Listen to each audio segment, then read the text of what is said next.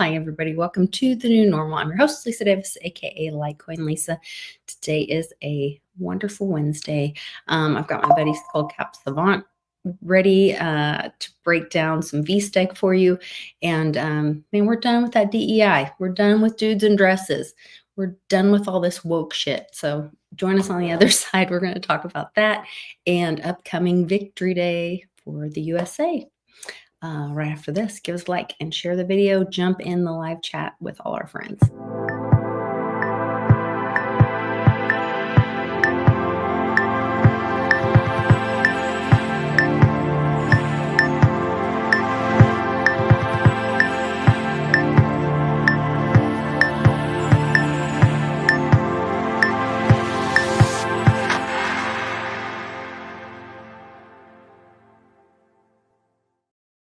Welcome back. Welcome back. Good to have you, Skullcap. Hello. Welcome. Good to have you on. That too. Yes. Good to be on your show again. My God, it's one of those days, I guess. Mercury's not even retrograde. It is Mercury retrograde. Yeah. Really? Yes, it just started again. I was watching. Oh shit. Well, maybe that's what I'm. Yeah. Maybe that's why it's my introductory statement. Jeez. I was watching Meg Moonbeam and she said like it just kicked off. I don't know if it was around the 5th, but somewhere here recently. Oh, okay. And it runs until like October. Wait, no, it can't. She said 5 months. But it's only like 5 months. 5 months. Maybe I misunderstood. I swear she said from now until October. Retrograde will begin once again on July 17th. That's what I thought. Something's going on with misinformation. Oh, maybe I misunderstood. Funny enough, like so. I wasn't planning on discussing this, but since this came up kind of organically here in our introduction, we may even touch on this later in the broadcast when we get to our secondary topic. But in our pre-show, I didn't think to bring this up because I didn't, think that they would be related. Okay. But there was a big announcement in the sun science community this last week as it relates to the Earth's orbit. Are you talking about the pole shift stuff or no? Not necessarily pole shifts. I don't know how much to believe about what pole shifting does. Like polarity from an electric charge perspective, I get like objects in free-form vacuum space given enough time will alter their polarity and switch. Okay. The Earth may do that. I actually don't know enough to speculate that deeply on it, but I do speculate on things relating to the sun, the frequencies in space and all that stuff and how they affect the Schumann resonance and Earth and etc. Not only that, but just the basic rotational quality of the Earth that dictates the markers of our duration, of our so-called clock time. So 24 hours is one revolution of the Earth, for instance, right? And there was some finding that came out. Here's a link I'll share with you that has a visual to this. Okay. And this might kick everything off. I'll put it in the chat. This is a tweet. Oh, okay. And it is, this image is actually a representation of the anomaly of the Earth's rotation specifically.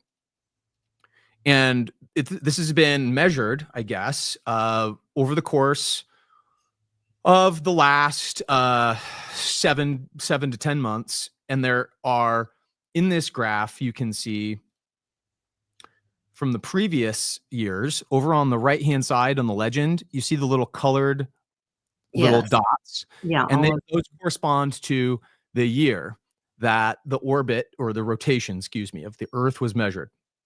And this is consistency in its wobble. So almost like if you're looking at a top, right? If you spin a top perfectly and it's got coherence to its spin, you're not going to see much wobble in it when it kicks out of that inertial state and gets some momentum going. It has this nice little tight rotation. It wobbles as it loses momentum and kind of falls, and that kind of coherence of its rotational pattern falls apart. If you look at what we're seeing on the graph here, the circle in the middle, the 0-axis wobble, that would be a perfectly tight spiral rotation of the Earth, right? But over the last 10 years, it's gotten more and more variable and spiraling outward to the point where we have the biggest anomaly we've ever seen with this big C curve that they're talking about in pink there. It's This the biggest disparity they've ever measured in this one, terms of the the big backwards, one see? there. That's the 7-month. That's the previous 7 months wobble of the Earth, and it's really, really, really wonky, as you can see. Yeah. Something's affecting the Earth's rotation itself. Don't know what it might be. The sun might play a part, but something in its electric gravitational effects, its velocity of spin, its acceleration of spin, you might also call it, is being affected. Is it slowing down? I don't know. But there's been some weird shit that's going on with my analog watch for about the same period of time. Oh, weird. Clock time, let's say. Yeah, they never work for me. I started noticing this. I have a Swiss watch, Lisa. These things are notorious. It's a Tag Heuer. It's not an Omega or a Rolex, but it's up there. No, a Tag's a nice watch. I have one. They're very, very accurate. They're made with the common gemstones that keep the gears in tune with the frequencies of the actual 24-hour duration. That's supposed to be measured by the Earth. My Tag keeps time, but but the Rolex never does. The Rolex never does. I can never keep time on my Rolex. Okay, well, let's compare some notes here. Maybe you have a similar experience to me over this last 7 months. Yeah. Every week, I notice that, over the weekend, I'll still wear my watch. It's got a winding mechanism that winds itself by momentum. It's got one of these very sophisticated kind of winders in it. I wear it every day. There's never a point where even on the weekends when I'm not at work, I'm not wearing this. Yeah, no. But when I pick it up for Monday's work week and I put it on, there's drift. Yeah. There's disparity. I look at the digital clock that's being kept on my phone via satellite, and it reflects what you need to for your alarm, for leaving for work. That's what the world runs off of now. Is the clock on the digital satellite network that's out there, right? And it picks up from your phone. But this is supposed to be mechanically dialed in to 24 hours exactly. And over the last 7 months or so, on Mondays, I'm noticing like 2 minutes of drift that I have to manually account for on my Swiss watch. I've never had to do anything like this. I literally even had it taken in for service because I said it has my Rolex. They took it in for service because I said it has too much drift or whatever you're calling it, and these are just looked approximation terms. Yeah, I don't know what to call it. I don't know what the right watch term is, and they said nope, nothing's wrong with it. It's not off timing or whatever. It's just you just don't wear it enough. I literally put the thing on every morning and wear it till I go to bed every night, and now it's just jewelry to me. To me, it doesn't even it. I don't trust it. So. Well, okay, so you can correlate, let's call it drift, because I don't have another term for it. Is it about 2 minutes? Is it about a minute? What would you say? I don't know. I haven't looked for, I don't know, more than a year. I haven't looked. So is it possible? I want to speculate and hypothesize on this. Digitally, they can fix the satellites to account for disparities in time, but you're not going to be able to fix disparities in time from a mechanical perspective. So what is this wobble? Why is it happening? What are its effects? Does it actually cause this drift that we're talking about? Because the Earth's rotation is going 2 minutes too slow or something. And what are the effects on that over time? What does that do to our clock time? What does that do with our duration? And I don't know necessarily, because again, I wasn't planning on bringing this up, but it kind of leads in to some of the. Well, it really leads in when they have April 21st, 2025 specifically mentioned, because what we were talking about with Oz. Well, the DEI thing. Oh, the DEI thing. No. They said April 21st. April was the day that the Pope kicked off allegedly, Right. Yeah. April That's 21st, that too. 2021. Yeah. And that was the day that like Janine saw the tower card and all the things. So it's interesting that they would choose that as that day, or is that just the day they were looking at this? I don't know. Yeah, it was just the day that Oh, they new data as decided. of that There day. you go. As Okay. of that day, this Okay. was as far that they had plotted the drift of the Okay. rotational coherence, let's say, of what Interesting. the Earth's supposed to be. Right around that, it's supposed to be rotating really tightly around that crosshair circle in the middle with this zero it says zero axis wobble on Well, it. you know what else could be a reflection, and this is totally total guess, but Uh-huh. or just speculation. You know, when Ken from C60 was on and he was talking to me about the moon, and he went and got that 3D sample thing of the moon. He said we helped them because they were having trouble landing on the moon because they were thinking the moon was round. And so they were doing their calculations based on a landing on a round object. And we explained to them it's more of an oblong object because it's being drugged through space. Well, if the majority of us listen to Cliff High, if you listen to what he says about all of the planets being drugged through space behind the sun, Yeah. the Earth would be an oblong shape as well. Of course, it's gonna be that way. By the way, Cliff, this is the guy Cliff always references in that work. This is where he derived it from, by the way, Dr. Kasheva Bhatt, the helical model of the universe. So Very you can actually, if you wanted more pithy definitional qualities for Cliff's being drugged through space helical model of the universe, it's actually all derived from Kasheva Bhatt. most And days I this is feel the like definitive book actually about how to read the astrological signs with that in mind, and why they read the way they do. And it's more of like the sine wave pattern that we go about rather than a circular rotational pattern, you know? of course. So yeah, I vibe with that and makes sense. What will, but either way, whether this is what's being affected, that oblong shape, however oblong it is, has been consistent for a long time because we've been able to determine 24-hour clock time with reliability, without error, for how long. And now all of a sudden we can't. So even that oblong shape quality that the Earth reflects might be changing, might be altered, might be going into a new phase, a new evolution, a new revolution. You know, maybe this comes along with the Yuga cycle swapping into the Bronze Age, right? Like, we don't know. I guess is what I'm throwing all these speculative guesses out there as to what might be causing this. But yeah, interesting happening this week. Speaking of very interesting. communications being off and whether Mercury retrograde is here or not, that certainly is. There's several like current event kind of things. We'll touch on a couple of them, but there's a lot more in the Telegram that you can check on and keep up with, or follow either one of us on Twitter, X, whatever.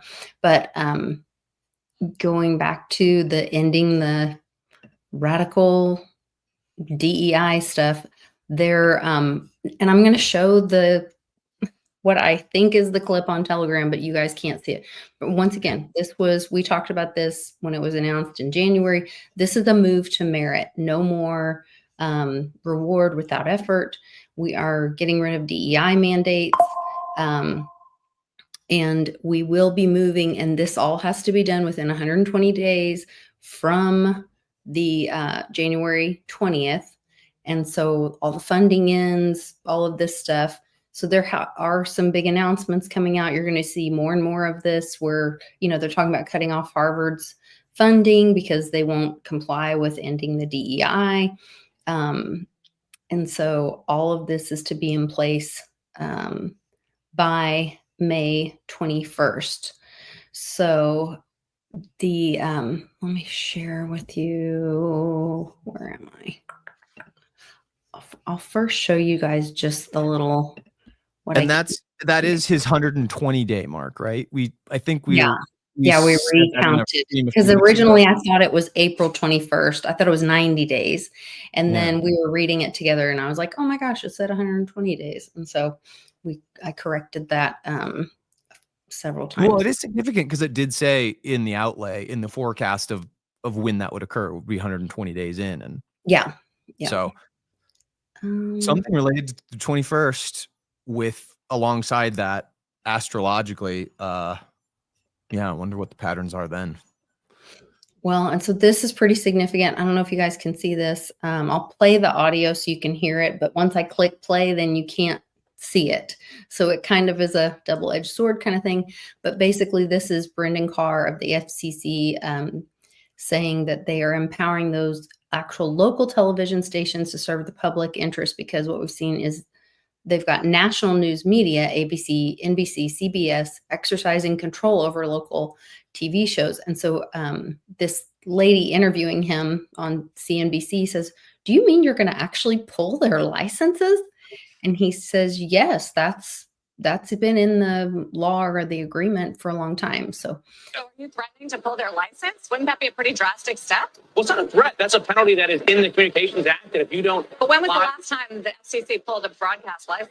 Yeah, it's been a long time. And I think that's part of the issue. If you step back, trust in the national mainstream media is at an absolute low right now. It's not just my view. Jeff Bezos himself did an op-ed where he said that. But what's really interesting is that actually local stations, local TV stations have a lot of trust. And so the agenda that I'm trying to run at the FCC is to empower those actual local television stations to serve the public interest. Because what we've seen is you've got national news media, ABC, NBC, CBS, and they're exercising more and more control over those local TV stations. And I don't think that's a good thing for the country. So we're trying to reverse that. So are you threatening? Threatening to pull the license for ABC, NBC, CBS. And this is the FCC broadcast license that allows them to have airwave space at all, right? Right. Correct. That's my understanding. By the way, have you ever seen the FCC's logo? Well, it's right there. Right? No. That's not the FCC's logo? Well, you're pointing to Telegram. Maybe F with the C and the C inside it? Oh, no. Maybe that's kind of like their little watermark logo. Let me pull up Let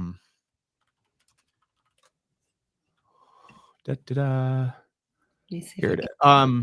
Look up the Federal Communications Commission seal. The seal is what it is. Not the logo, but the seal.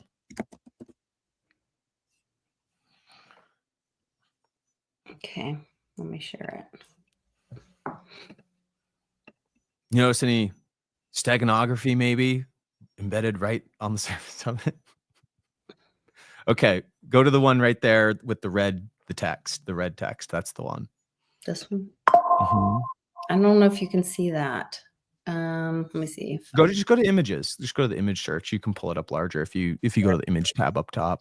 Here you go. Or that works too. There you go. Well, there's a big V right there. Yes, there is. And it's bolts, of course. Mm-hmm. Yeah. It's all about the lightning right now. But there's the radio waves, the radio tower, the ether. Remember, my suppositions, arguments are that the ether itself is the VSTEG shows artifacts of the mind control at play. The mind control's main function is disturbing the radio waves that affect your noggin, everything that we're talking about in space and Cliff's ontology lessons right now. This is all the connective, quantum entangled wavelength impressions that we are all subject to. And it's funny that the patch for the FCC itself shows that, it reflects the VSTEG in such a way that it's kind of on the nose, but nothing surprises me anymore. Just guide everyone's attention to a little artifact while we're talking about the FCC. Yeah. Nothing surprises me anymore. What would you think the implications are? Back to the point though, of doing this, like, so I think it's more localizing. Yeah, localizing the control, less big government, less big media, getting rid of the Mockingbird, Project Mockingbird. So it is giving the power back to the people. in your opinion, do you think with alongside all of this, do you suspect that Operation Mockingbird will be named publicly, called upon as we're ending this program of the CIA's mind control, or do you think it's going to be more subtle than that? Oh, I thought it already had been. I mean, I think a lot of this is already out You know there. what I mean? Like somebody on the nightly news coming on and saying, "Hey, we're your local news. It's our first broadcast. We're ending, the Operation Mockingbird media Well, psyop that's been going on for 80 years." And do you so think it's going to be that on the nose? I think it will be that people will go to turn on CNN and it won't be there. And so then they're going to turn the channel and it'll be, oh, well, this local guy, and this is all I can get. And some people will have questions about it, and some people just won't. They just will be the followers that they have always been, and they'll sit and listen like they always have and not ask questions like they never did. There will always be the people, like Jim Willie said the other night on Untold History. There's always going to be those people in the back of the room that don't ask questions. And that's just the reality of it. And so, they may never wake up. They're just here. They're just happy they're here. You know what I mean? Like, that's just a part of it, I think, at this point. Do the announcements suggest how the rollout would occur, or is it just we're thinking about ending these licenses and that's kind of all that we have to speculate on at this point? I don't know. Maybe that is an announcement in itself that he said, we're thinking of pulling because once and he specifically mentions DEI. And I know, like, after May 21st, make sure I'm saying the right month, that can't continue, and it can't continue to be funded federally. And we know that they are funded federally. And so they just poof, go away. And that's what a lot of these 3-letter agencies, a lot of these, I was listening this morning and the Big Balls kid said something about the something of peace, the entity of the Doge kid. That's what you're talking about. the Doge kid. Yeah. Right. Yeah. He said something about some entity of peace. It's another one of these crazy libtard agencies that get spun up to put dollars in their buddies' pockets, and they've got like a $5 billion or $500 billion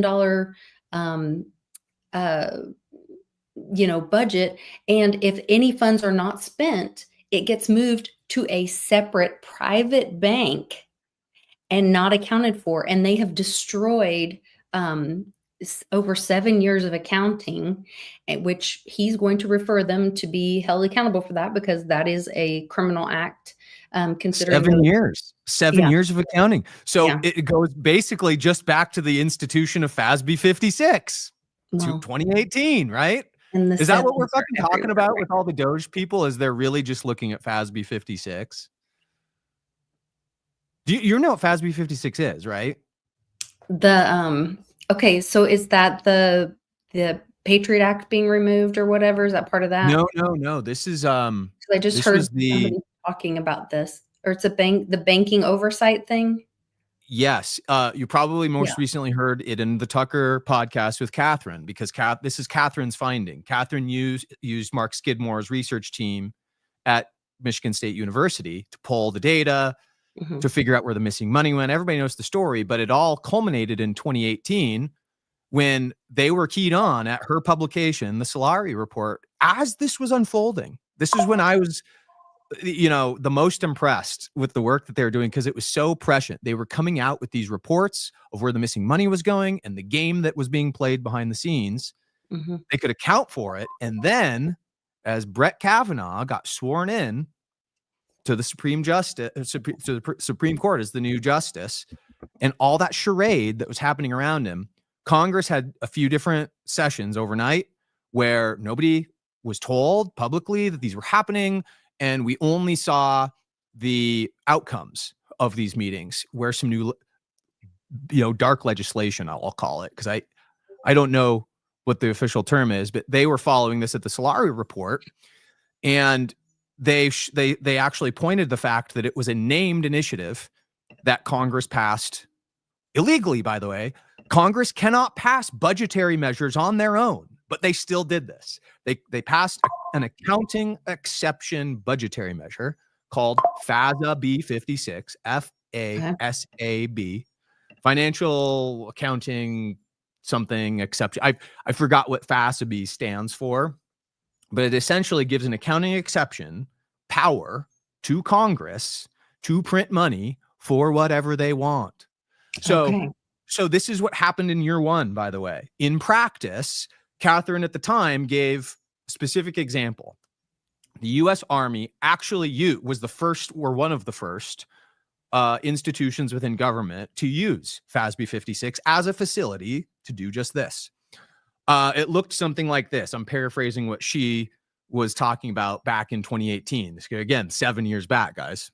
And she said that the Army, basically, they had a budget that year of 2018, $700 billion. That was what the Army branch's budget for spending was for defense. They overspent by $1 trillion or something, like $1.2 trillion. So they spent like a $1.9 trillion or almost $2 trillion.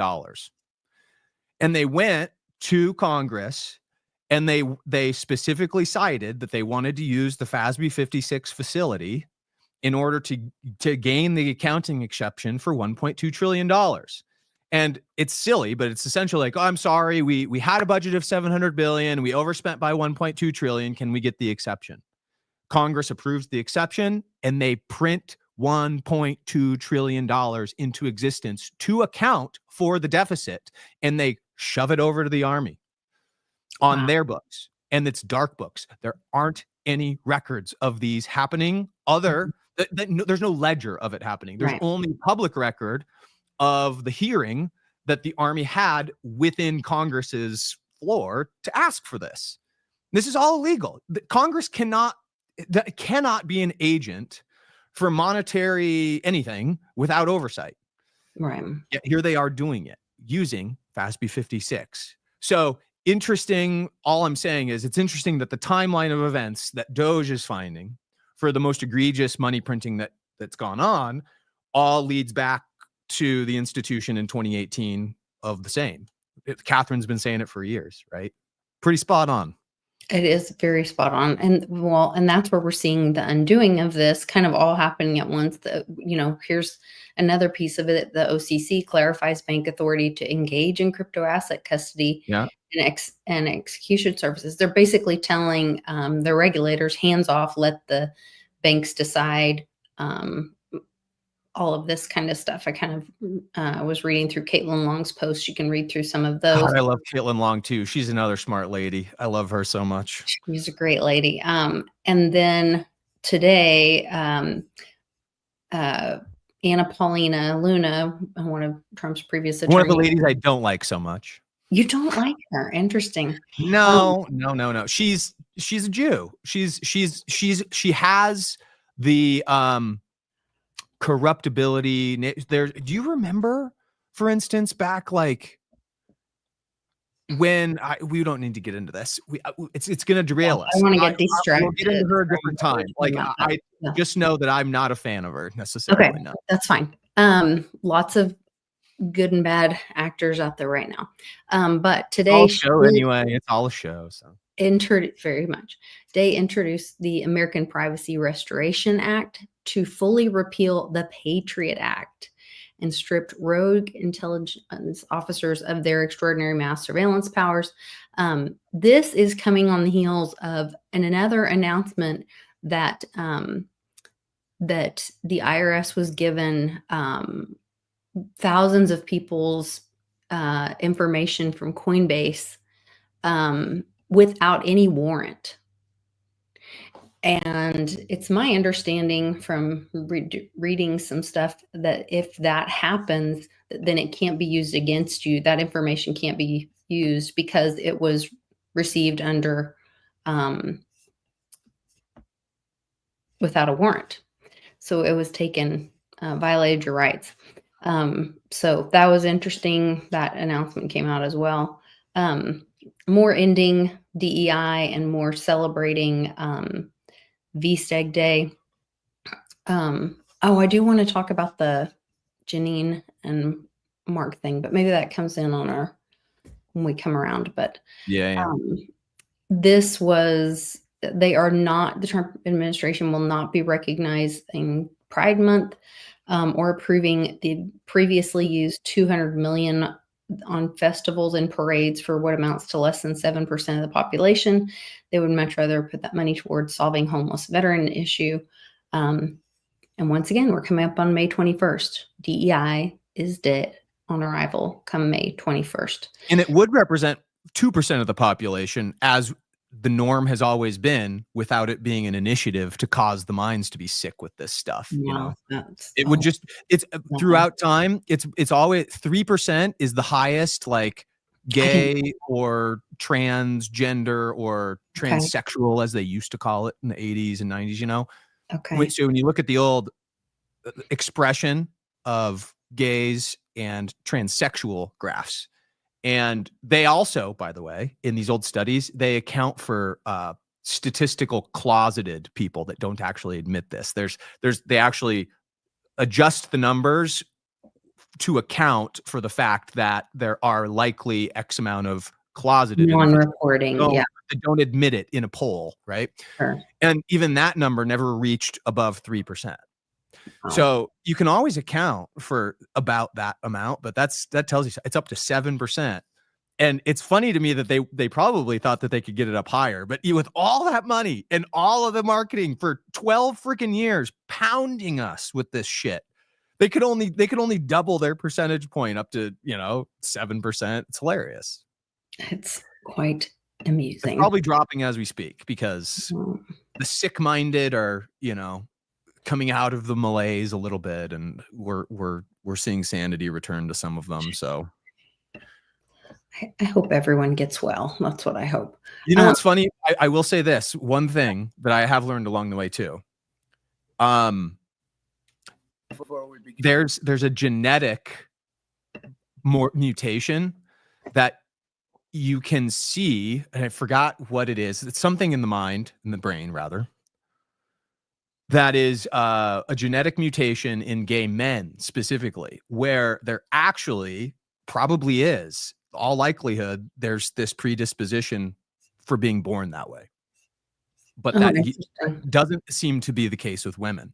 It seems like 100% of the time when a woman becomes a lesbian, it's because of a choice or a trauma or something, right? It's induced externally. But it is the way with these genetic mutations as they occur within men that they can express this way just out of the gate, right? So interesting things that maybe the Elohim have done to the genetic manipulation of us over time that cause these genetic mutations or something, I've always thought. I think a lot of it is the chemicals in the food and the whole frog's gay thing, like it wasn't so far off. And speaking of chemical and evil things, this is where, like, more than just what we think Fauci has done, he has done horrible, horrible things. So this is an RFK. Wait. Yes, I wanted to do the RFK. Make sure. And none of those kids had guardians, which is illegal. And then he hid what he was doing from the boards. He took foster homes in 6 states and he turned over to the pharmaceutical industry. There's videos of these children, an old BBC documentary that will make you cry. I promise you cannot look at these without weeping. One of these kids, a 12-year-old who's trying to protect the 8 years old, and he has a tube in his stomach. And Celia Farber, who's this amazing researcher who worked on this chapter for me and did a lot of the original research on it. She actually went up to Hawthorne, New York, to the Gates of Heaven Cemetery. She found the cemetery where Fauci was disposing of the corpses of these children who died in his illegal experiments. She found an open pit. It was actually covered by an astroturf carpet. She opened the astroturf carpet and she saw hundreds and hundreds of tiny little coffins stacked haphazardly upon each other, because these are children who have no parents and nobody was there to protect them. And we all should have been. Milk carton babies. Everybody wants to know where they went. It's places like that. Yeah. And Fauci should, you know what, for that publicly. So, on to a little more positive. Hopefully this is where like all these evils will be brought out and the good guys are winning. And it's been a very, very long movie, I know. But where is it? Share tab instead. So I thought we could dig into well, should I do the Janine thing first or do this next? The Victory Day or Janine's? Victory Day. Yeah, her Janine. We should do that. We should do that after. We'll tie in the Victory Day stuff, I think, after Janine's insight. Janine's next. Yeah. So I had asked Mark Atwood was going to have the lovely Tarot by Janine on his channel. If you guys aren't following Mark, it's Mark's Cosmic Adventure on YouTube. He's at Mark Atwood on Twitter or X or whatever you call it. And you guys know last week we were talking about the moving from 4D to 5D or escaping the black cube. They actually talk a little bit about the black cube in this interview as well. And I was like, oh my gosh, I didn't even realize like we're already vibing on that. Funny. But he goes in and so he's taking questions from people on his Twitter that then he says, hey, I'm going to have Janine on later and, ask me some questions. So I think it's like right. I thought it was at like 14.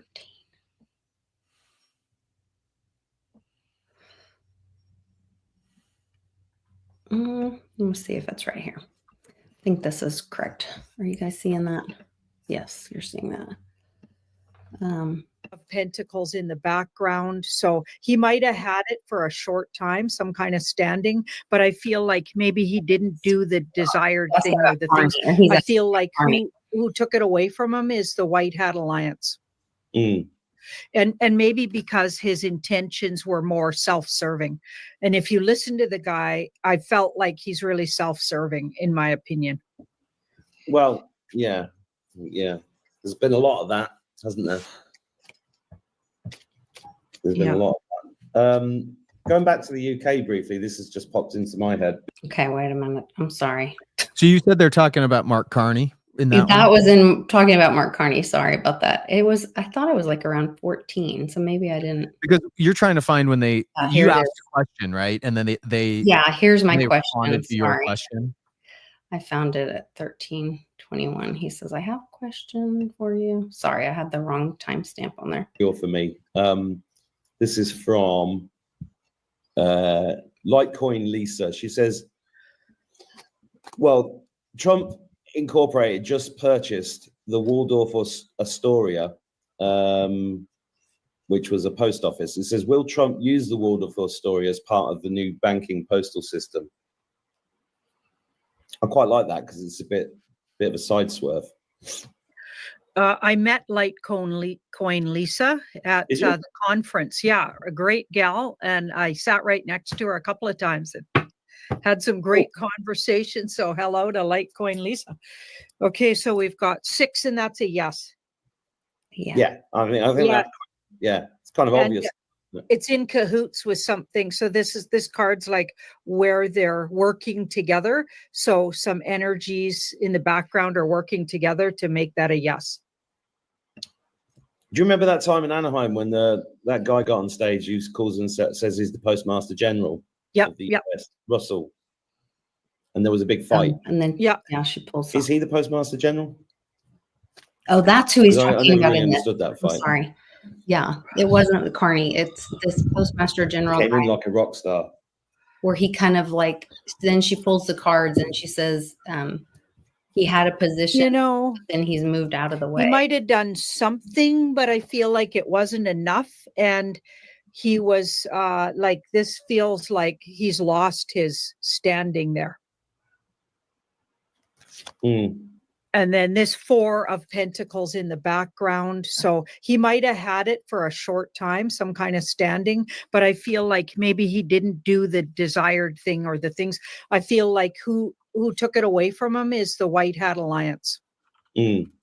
And maybe because his intentions were more self-serving.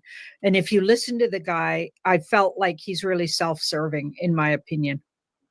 Well, So that's what that was about. He was asking about that Russell J. Gould guy, because we were talking about, will the post office be used, and is that Waldorf Astoria specifically going to be used as the post office / bank in the new system? And she did the hand with the giant coin on it. I mean, come on. Well, the Postmaster General's connection to, let's say, the lore of the money psyops, or the lore of the banking, the banking pivots, the banking initiatives that had to change. We have the Bretton Woods in 1944 that a lot of people know. And then in 1971, the gold standard was in the gold window was completely ended. The 1913 starting of the Fed. We have these key years. Well, and now we have little Judy Shelton calling for a new Bretton Woods 3. And let's remember that also that the significance of the post office is that it also is the keeper of the census. Well, the keeper of the census now. And this is what I'm saying. So I want to point to 1971, where a lot of weird stuff happened with Postmaster General as a position. And a lot of people may or may not know this about how it's connected to the money transition from pre-Bretton Woods to post-Bretton Woods in 1971. When the gold window closed, for some reason, the position itself of the Postmaster General was no longer something that the president appointed into his cabinet. Prior to Nixon, the Postmaster General was one of those, like, Attorney General, Secretary of State. It was one of the key positions that would be called upon as an advisor throughout the presidency. From like it wasn't established this way. Like Benjamin Franklin, I think, was the first Postmaster General, and you had a few other ones after that until like the early 1800s, if I'm remembering correctly. They changed it to that cabinet position, and it became a cabinet position all the way up until 1971. Now you have this other Postmaster General that you're talking about. Days might be numbered. What does that mean? Is there like a black behind the scenes? Well, is it going to the military? Just like I was saying, where like they kept calling Pam Bondi General. They kept during a lot of these press briefings where they've been rounding up these sex offenders and all that. The people standing around her keep calling her General. Yeah, but that's like, I mean, that's a ceremonial title for her. I haven't heard of it previously. Well, she might be in the NDAA in that last Trump NDAA from his first presidency. They said that they would be moving the sexual offense, whatever sexual abuse trials to public so that the public could see it. How would she have gained the rank of general? The rank of general isn't just handed out.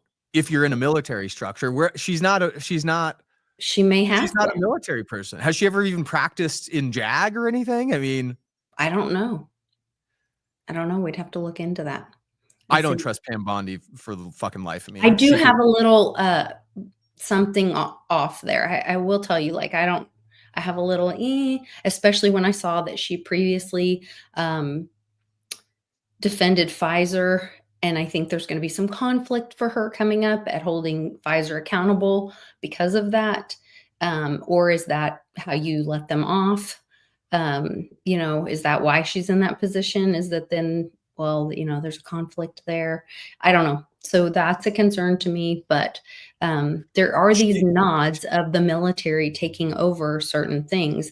I agree with that. I would dispute that she's kind of like an actual general is all I mean to say. It's I don't know. But the post office is failing miserably. In fact, they're getting ready to go up again. The like stamp is getting ready to be, I should look it up, but it's something like 70 or 90 cents or something for a stamp. What is it now? Like 30 something?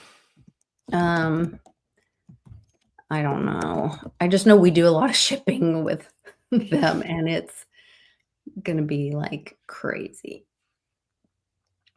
They're gonna honor Betty White and do the stamp and do the mask of the year of the snake. New post at cost 78 cents is what is going to be the forever rate of the new post office stamp. 78. I'm sure that's a calm. If I had to guess, effective July 13th. So I guess it was 73, not 78, but they are failing miserably. There's they put out a thing to us. We got a notification through a lot of the shipping that we do through our vintage and antique business that they were going to be having delays in shipping anywhere from, what was going to be a 3 to 5 day shipping could be as much as up to 10 because of the changes. Well, isn't it interesting? We've got this I know this isn't something that we're classically talking about today, but India and Pakistan are now at war, and they've now there's no airspace. There's no commercial airspace that's open above those two countries for the next 48 hours at least. I bet that gets extended. And, like if the latest remote viewing thing about planes falling from the sky, they're saying in the remote viewing session for this month, are you familiar with it? Should I bring this up? Seen it yet? No, go ahead. Well, okay. If people go over to Dick Allguyer's channel in the Future Forecasting Group, they are right now discussing the big event for May. And the big event for May, everybody that is on the remote viewing squad there is aligned with airplanes falling from the sky, being shot down, maybe by directed, coherent energy weapons, but that wouldn't be admitted to. Like, we'll see these things get shot down. It'll be suspicious. It won't be the typical, oh, wow, we just have a malfunction. Boeing sucks again because their planes are falling from the sky kind of reaction. It'll be like, wait a second. What exploded that engine? Because there might be footage of these things blowing up in the sky. And what will that do to the air traffic over the United States? I mean, they are using the language another 9/11 is what they're using. Another 9/11. If you think about all of the trappings around 9/11, one of the main hallmarks of it was that they closed the airspace for, what was it, 2 weeks? Something like that. Well, could it be longer this time, and could that affect the postal service, UPS, FedEx at all? Is kind of what I'm getting at. No, well, and you're right on there with bringing up 9/11 and us seeing a reverse of 9/11 or something coinciding, because now we're seeing a reversal of the Patriot Act. Right. Is that the thing all coming together? Right. Here we are, the bookend of 9/11 where they instituted the Patriot Act. Right. That's a good insight, Lisa. Like, what might that have to do with the Future Forecast Group guys in this second 9/11 or they whatever were the hell? Yeah. Like, because a lot of that was around magic spells. We saw freezing time. Well, and George Bush having the little children read the chant in the tower or at the school, and all of the things that we saw. And so you would think that so with them having May 21st as this ending, DEI ending, and, going into the system of merit, it would be and that same day is the marker for the Patriot Act ending, right? Supposedly it's the same day. I don't know. No, because I think she just filed like to have it's like on the floor to be heard. I don't think it's moved forward that is in the discussion publicly now, though, is notable. Yeah. So that said, well, amidst all of this, the announcement that got you and I kind of synced up with the through line of it was the new V-Day being recognized, right? Yes, that's just what I was going to play next. For people not aware, there are 2 victory days. There's the victory over the Germans that was declared, and then there's the victory over the Japanese in the Pacific Theater. I believe August 15th is the Japanese victory, which marks truly the end of World War II, officially, as they say, because they signed the peace treaties and all that kind of crap. And then that's when you have all the parades, is after the August event, not this one where Europe is no longer involved in the war. That Europe calls May 8th, tomorrow, their victory day. Is that armistice or whatever? Right. The same. Yeah. Okay. Yeah, they call that. So that's tomorrow is armistice, May 8th. And so Trump says, and he actually, in the presidential order that I saw, he said there's 2 days. And he mentioned that he was going to have 2 days that we celebrate. And then, so this is just one that they're talking about because it's coming up tomorrow, but I'll play it for you guys. Again, I'm pleased to announce that I've just signed a proclamation officially designating tomorrow, May 8th, as a victory day for World War II, commemorating the 80th anniversary of America's victory in the Second World War. All over the globe, our World War II allies are celebrating this week, but the United States has never joined in with the proper celebration of our own, and the victory was mostly accomplished because before we begin, so with it being a victory day, I figured we need to do some VSTEG around that and break it down. I'd love to get your feedback on May 8th, it's victory day. I've even talked about May 8th in my own work before as one of the V days. I've looked at all of the denotated days in the entirety of the calendar that you can basically call V Day, right? Like May 5th, you could even call V Day because of the 55. Okay. Groundhog's Day is one of those days. The 2nd, February 2nd, 22. It's the 22nd letter of the alphabet. It's a V Day. Valentine's Day, V Day through and through, for instance, just to name a few. But there's the key ones that we're talking about now, V Day. They actually say V Day. The interesting thing about victory days, whether you're designating it for the August 15th Pacific Theater Day or the European Theater Day for May 8th, the common parlance that the public uses to discuss it as a colloquialism is V Day. Yeah. So it's always been kind of key to the research. So I think everybody remembers last week when we were talking about ley lines, right? I even brought up this book, The Secret Architecture of the Nation's Capital. Go back and watch that video if you haven't. Lisa and I pontificated on a Twitter video that was posted about what underpins the ley line network underneath key structures on Earth. The Vatican was the point of interest we were using in that discussion because the Pope had just died, and people were talking about on the internet there being something related to energy transfer with the ley line network itself, the cathedrals that sit on top of key intersections of those ley lines, and what the effect of that energy flow might have on the surface or in a chamber above it, etc.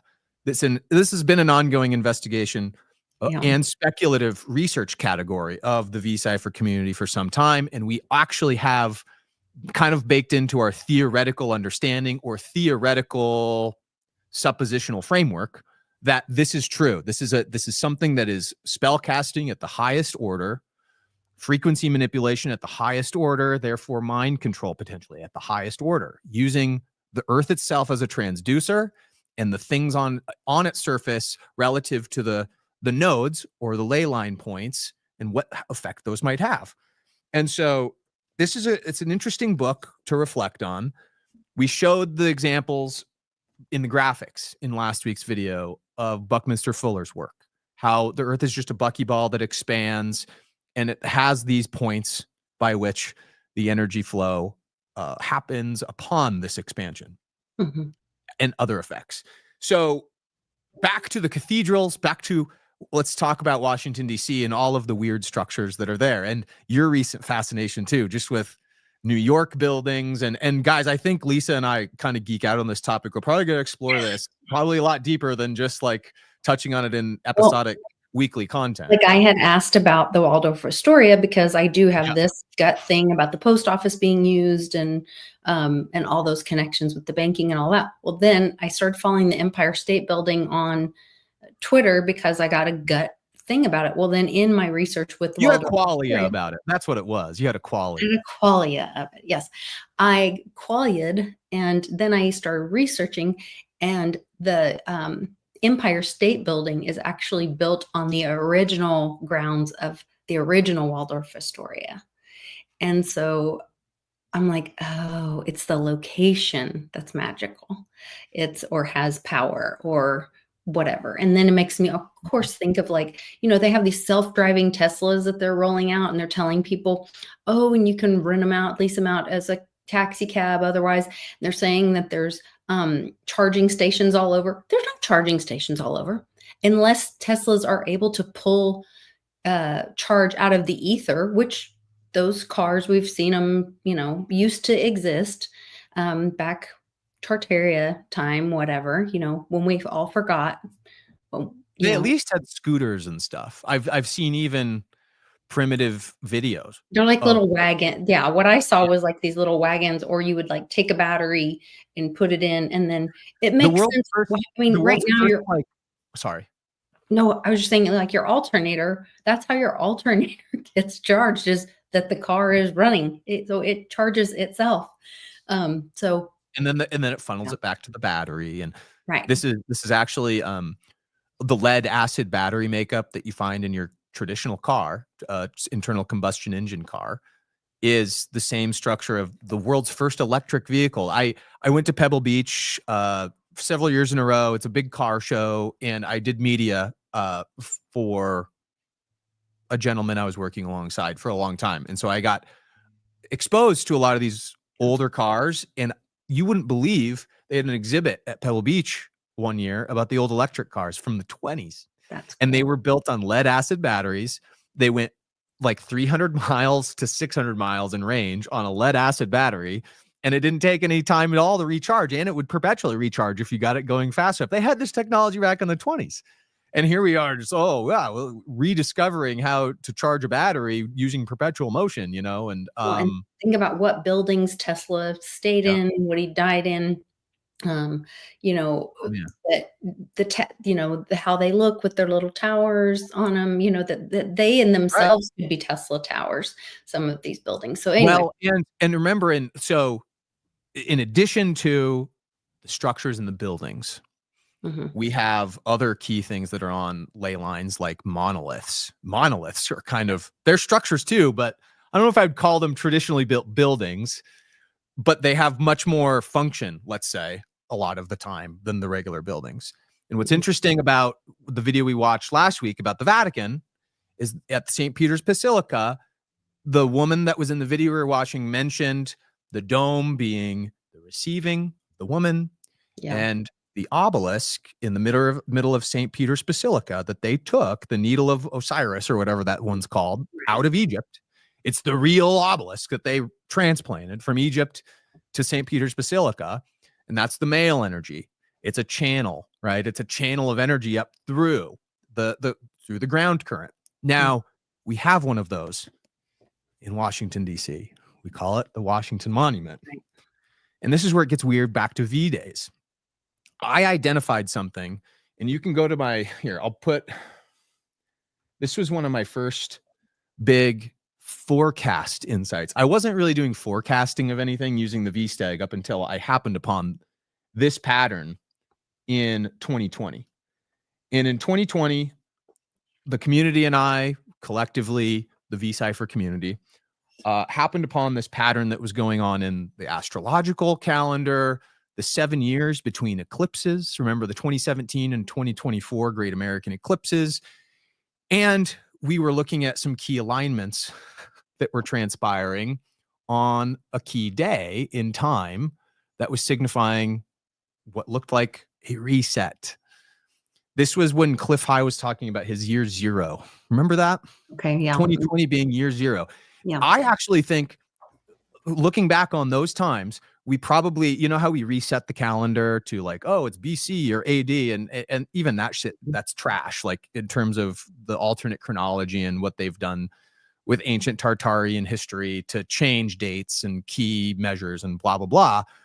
But what you can say is that these resets seem to occur in tandem with big astrological events. And I think that we will probably look back on 2020 as the new year zero for when we start marching forward with measuring the time component. Well, especially if the Fed is destroyed and all of these three-letter agencies are just defunded because they're not constitutional.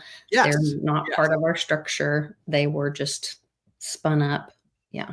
So I'm going to put a couple links for people because these are long videos, guys. And if you're interested in these topics, I implore you to go watch my research, my long form thought process on this stuff.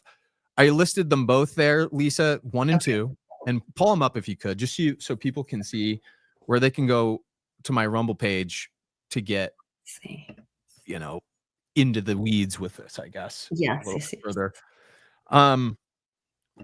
But Washington, D.C. and its obelisk, I was looking at, everybody at the time was up in arms about the elections.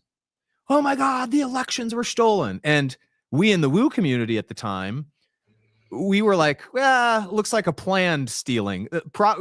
And even in these very videos, we were arguing in the community for a fact that what was probably happening was the military had taken over and they have to step aside for the next 4 years to let the stupidity unfold.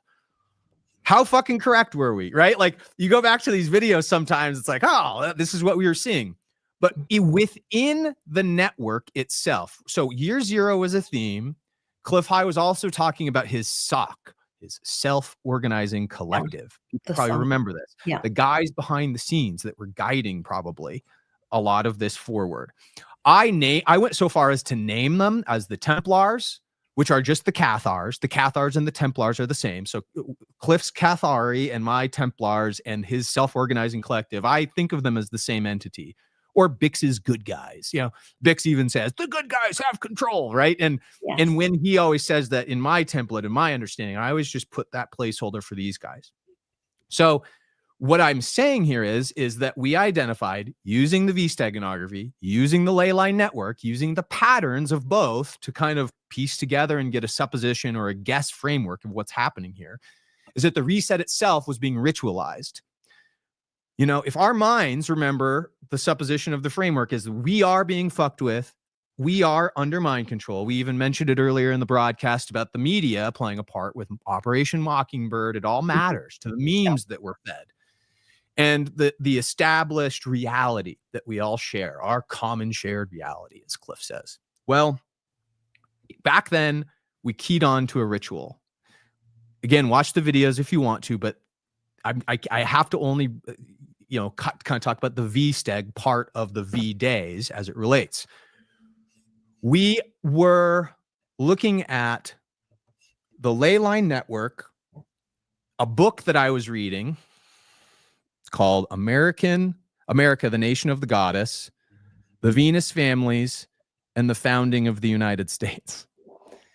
And it's by Alan Butler, who's a Freemason, and he's kind of like not a traditional Freemason. He was an archaeologist and wanted to know the Freemasonic knowledge more, so he joined a lodge so he could, you know, take his archaeology brain, transplant it inside of the Masonic framework. And he's not your typical like Jewish slave to the Freemasonic system. And he writes pretty good analysis on a lot of this stuff because he's got. But you see the silver coin down here too. Yeah. So this all plays a part. This is a wonderful book for melding road to Ruta theories, VSTEG theories, and even a lot of these like behind the scenes self-organizing collective theories. And it argues for the transition of the Cistercian monks over in Europe, how they bled in and became part of the movement of the Cathar and Templars, and how they got to the United States in the ancient world, and how the Vikings and the Phoenicians played a part. Okay. What we are responsive to is the V-Days in the book, chapter 14 specifically, which is funny. It's kind of steg in itself because 14 is the number of Osiris. Yeah. And the obelisk represents the 14th piece of Osiris being chopped up. Isis chops up Osiris into 14 pieces, and they put him all back together with 13, except for one. The missing piece was his member, his member between his legs. Yes. And that is what the obelisk represents in Egypt. And so it's interesting that chapter 14 deals with the shadow that the sun casts on the U.S. Capitol's obelisk, the Washington Monument. Rehearsal for people that didn't catch some previous streams. There's VSTEG in the very construction of the obelisk in Washington, D.C., the Washington Monument. It's 555 feet tall above ground, and it's 666 feet tall if you count the foundation below ground. But above ground, it's 555 feet. So the VSTEG is rampant within the nature of what we're supposed to look at. So that in and of itself is not weird enough. Around the Washington Monument, you have the mall. Everybody kind of like sees the big pool in front of the Lincoln Memorial, and this is kind of the view they have of this. But what they don't realize is that on the other side to the north, Ellipse Park, which is part of the White House compound, it's a big egg-shaped park called Ellipse Park. It's a big ellipse, and it's got a vesica Pisces in the middle of it. So it's got a vaginal cavity. In other words.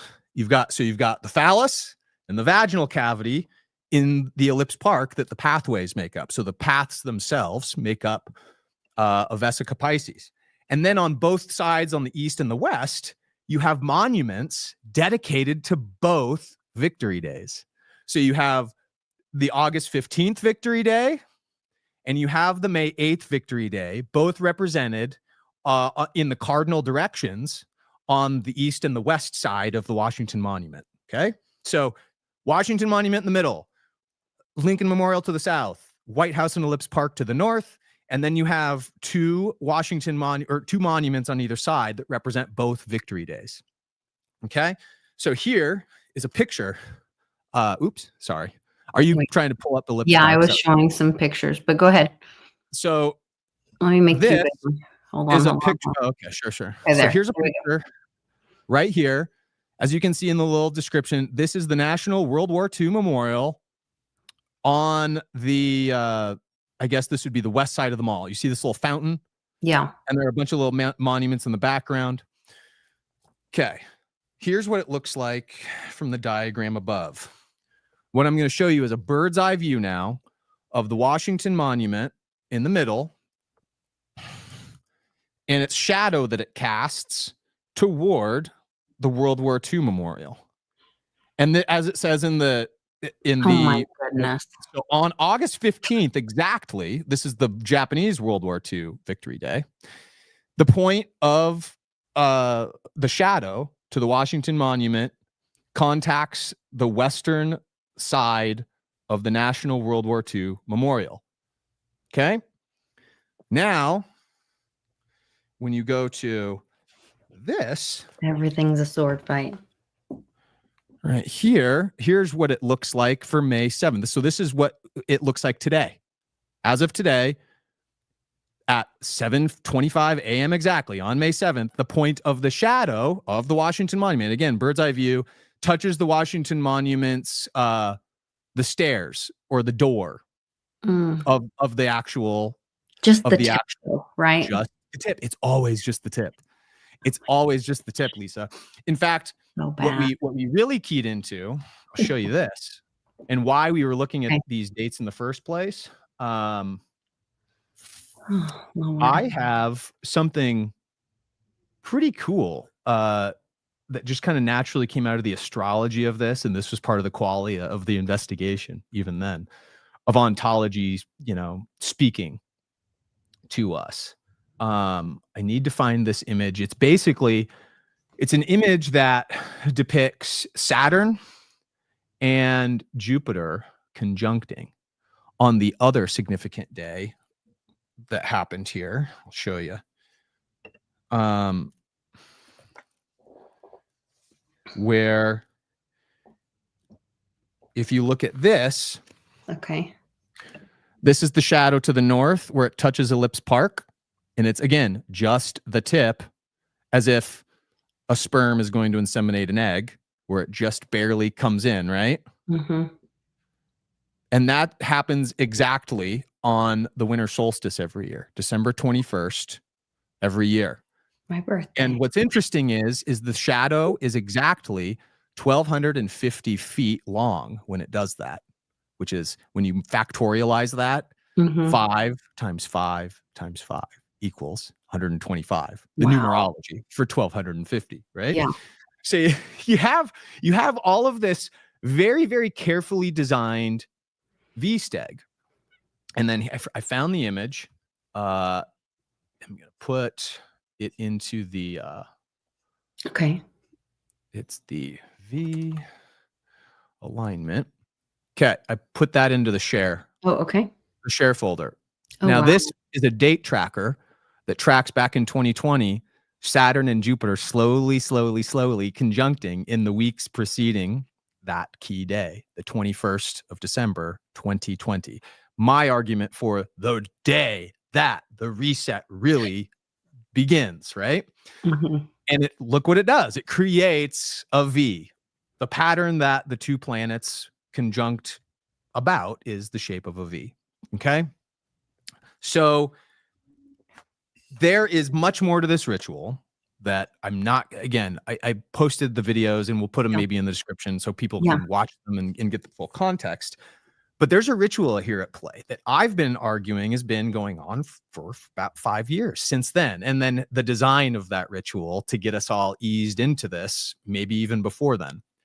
But it looks to me like our ley lines play a part, the sun plays a part, maybe the orbit that's out of tune right now that we started with are playing a part. And again, with the astrological device, even in Trump's office, the FIFA trophy that he displays. Yeah. It's very interesting to me that we're going into these now calling forth the V-Days. It's not as if we don't observe V-Day. Obviously, there's a memorial for it. There's a memorial for it right there. Right. And it's key that the shadow is hitting it on these key days. It's been designed this way as a ritual. So, But he's also not making it a federal holiday. You do not get off work, which I thought was interesting. So it's not that this is not a federal thing. This is that's where we keep pointing back to local, keep pointing back to, when it's like we started the video out with the FCC going after NBC, CBS. They may shut down. That may be we might have the, with the color stripes and people go, where do I get my news? Where do I get my, well, they've always had the news stations always have the apocalypse broadcast on hold, right? Mm-hmm. It's the thing that plays in case of an apocalypse. Mm-hmm. And will we see those? Because what else do you play on a channel that just gets kicked out of the FCC? You just now have a blank spot where it once was. You can't even tune into that channel anymore. What do you think? Do you think that this has something to do then with the FCC's disbandment of these networks, the ending of the Mockingbird media, the ending of the templated mind control? Is that, given what I'm telling you, can you make an argument for that? Sure. I think that's where we're like, and when you're talking about, we were talking about Mockingbird, Project Mockingbird or Operation Mockingbird. And there was also a video, and I forgot to play it, but where they were admitting that they could implant memories into people's minds. And the latest like Marvel thing that came out was, it was like a Falcon guy or something. And the old Falcon guy got MK Ultra'd, and you see his phone go off and it goes blip, blip, blip, blip, some bright lights. And then he goes and tries to shoot the president, and there's like an in-between Falcon guy and then another. So he was like a sleeper agent kind of a thing is what they call those. The ones that get triggered by some hypnotic effect or anti-hypnotic. And when they slowed down the video and then they started seeing these, and they were all getting triggered by a song. It was like an old 50s love song kind of whatever. And so, Remember what we yes, talked about last time? The yes, maestro and the free. the Yeah. maestro, yes. And so, and anyway, so yes, if we're already being triggered or fed these, when you see these people flip out, this lady flipping out at, the airports, or stripping their clothes off and doing crazy things, and we're already being programmed. And so is that part of the undoing? They're going to pull the license, they're going to pull the mind control, and In my opinion, they're going to have to go take these rings away from Saturn. They're going to have to remove the rings of Saturn and remove the moon from orbit. It might be the moon, because there was I don't know where I heard something about that, the moon being placed, and that's part of the reason that like the animals are affected by it, and that there's all the ER visits, and that women's cycles are around that, and all that kind of stuff. And isn't that interesting? I've always wondered, if we didn't have the moon, do you think we'd even have menstrual cycles every 28 days? Or maybe not. And maybe that's what part of Trump putting the golden dome, then we wouldn't be affected by it. I don't know. This is all just what if. Yeah, we can only speculate. We're kind of looking at the artifacts of key ritual components of things and trying to decode meaning based on, know, what other people in the field have added with their brilliance. Honestly, none of this would have any sort of template for meaning without people like Bill Cooper and Jordan Maxwell and Cliff High himself along the way, where you could gain the reference point for the understanding. Great Kazoo thinks we're lunatics. I think so, but that's good. I think he's playing with us. He'll be a lunatic with us. We can all be Looney Tunes together. Yeah. But anyway, yeah, Cliff talked to the moon. There you go. The moon rang. Remember when they said, was it the moon ring or earth ring? They shot nukes at it. Yeah. It's interesting because Cliff's now bringing back into the fold. He has a Substack he posted today about the Voyager missions. Oh, okay. I haven't got to Voyager missions are interesting too, because I don't know. We're pretty crazy. He said this book itself. Okay. So Cliff is talking about, in today's Substack, he's going into what happened to the Voyager craft, the two Voyager craft that were launched in 1974, to the edges of our solar system, and when they were absorbed into the heliopause. The heliopause is the electric layer around our sun that creates the vacuum for us to spiral behind it within. Okay. We don't know what the sun is traversing through. We call it the interstellar medium, for lack of a better word, because we don't know what it's composed of. But one of the things that the Voyager craft were tasked with was trying to determine what the interstellar medium was constructed out of. Like, what is it? If we can determine that. But they got absorbed into the heliopause. They sent back a bunch of data that was structured in a way that the ontology itself might suggest that it's speaking to the device through the data back to the computer that was trying to interpret it. Some spooky effects that he talks about there. Now, what's interesting about that voyage is, irrespective of what he's talking about with it in his Substack today, some more qualia for you for what we're talking about. The Voyager craft, also one of the subcategory missions of its launch, was to capture the photos of whatever was around Saturn. And that's how we know that the rings were being constructed at the time.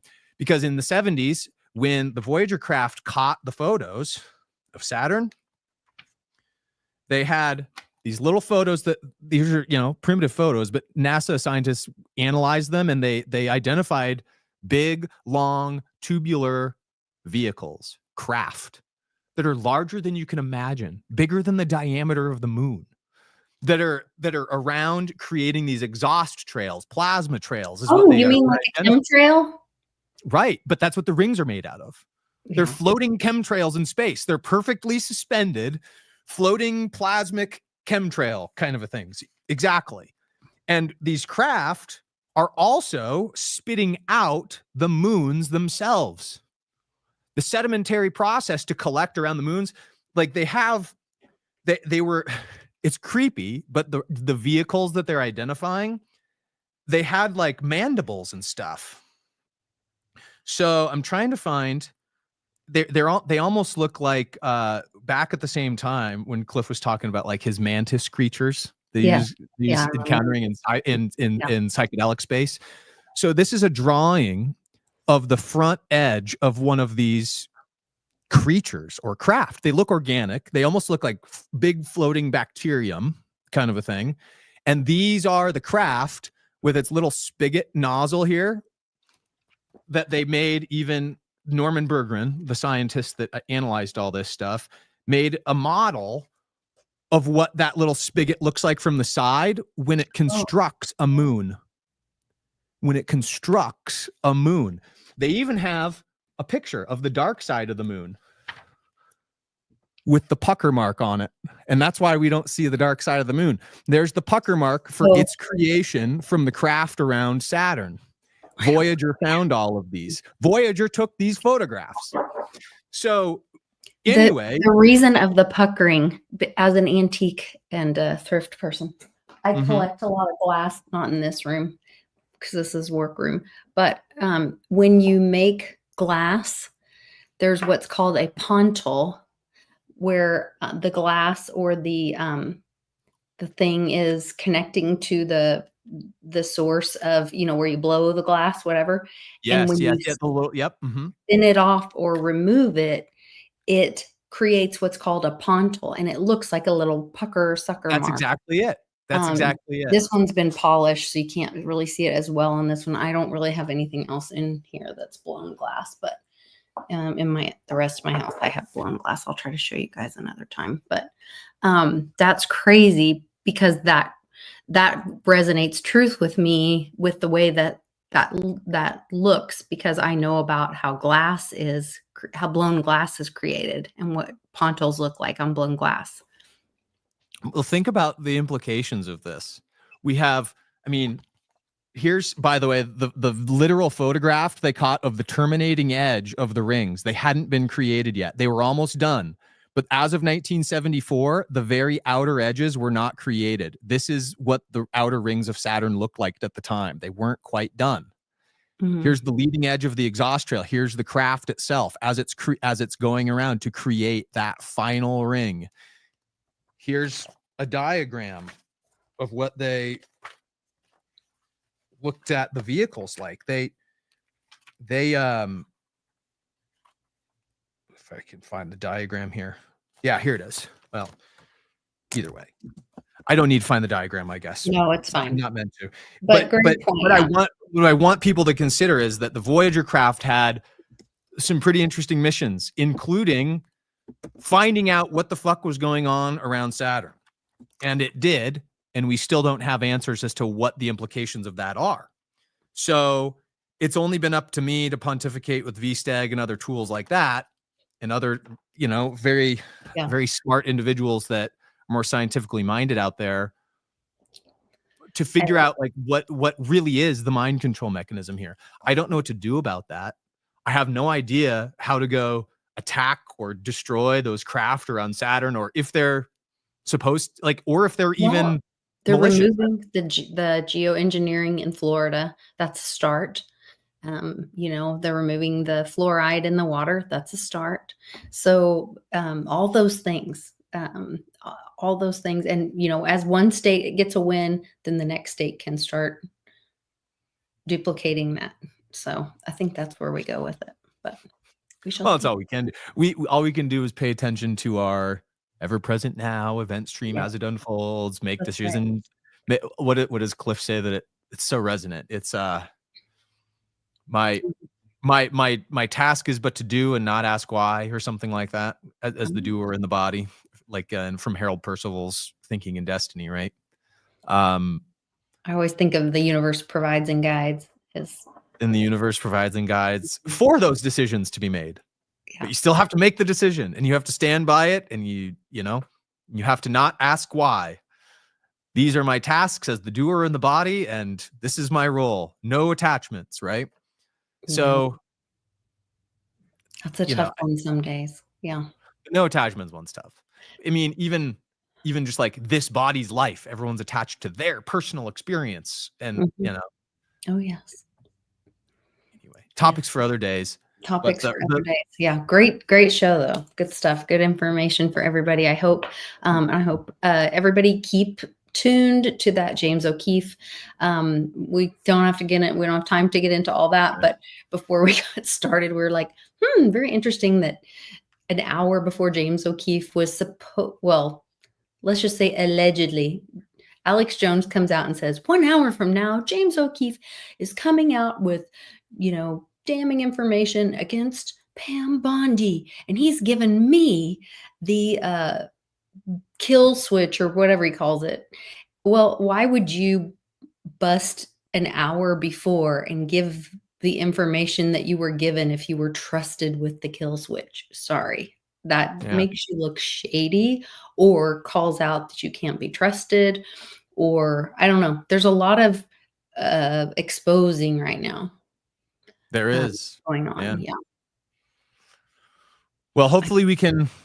I got to go outside. Hopefully we can start our little theme with the grid, the buildings, continued VSTEG, but everybody hopefully got a little bit of a crash course on the foundations for our thinking as it comes. Yeah. You guys are wonderful. Thank you all for joining in the live chat. He likes how I say allegedly. All right. You guys take care. We will see you tomorrow with Johnny Litecoin, and then we'll round off the week with, of course, the one and only happy hour with Westwood. So you guys have a great week. Take care. Bye.